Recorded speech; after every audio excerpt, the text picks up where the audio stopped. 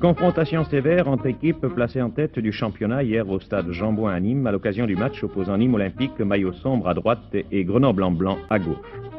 Le public gardois, qui s'était déplacé nombreux, pouvait espérer être gratifié d'un spectacle digne du classement de ces deux équipes. Il n'eut droit, hélas, qu'à un match disputé au petit trou.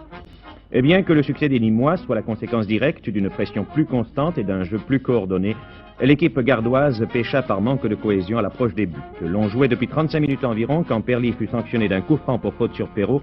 Le ballon arrivait dans les pieds de Péroche, dont le tir soudain étendu trompait le gardien de but dauphinois d'Uz. Nîmes 1, Grenoble 0.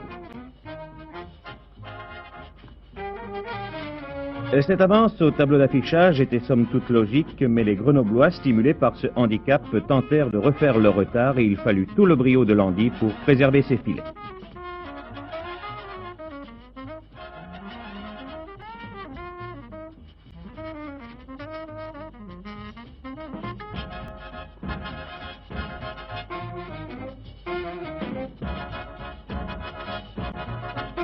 Sur une contre-attaque au départ de laquelle se trouvait Copé, Koum, très remuant, prenait les défenseurs nîmois de vitesse pour égaliser malgré la sortie de Landy.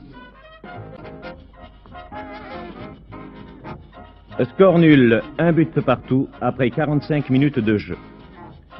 La seconde mi-temps fut nettement plus plaisante à suivre. Grenoble cherchant à conserver l'avantage du match nul, Nîmes voulant vaincre sur son terrain.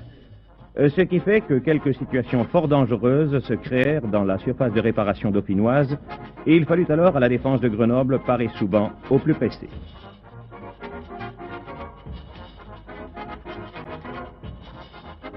Fort heureusement pour Landy et Péroche, c'était hier jour de réussite.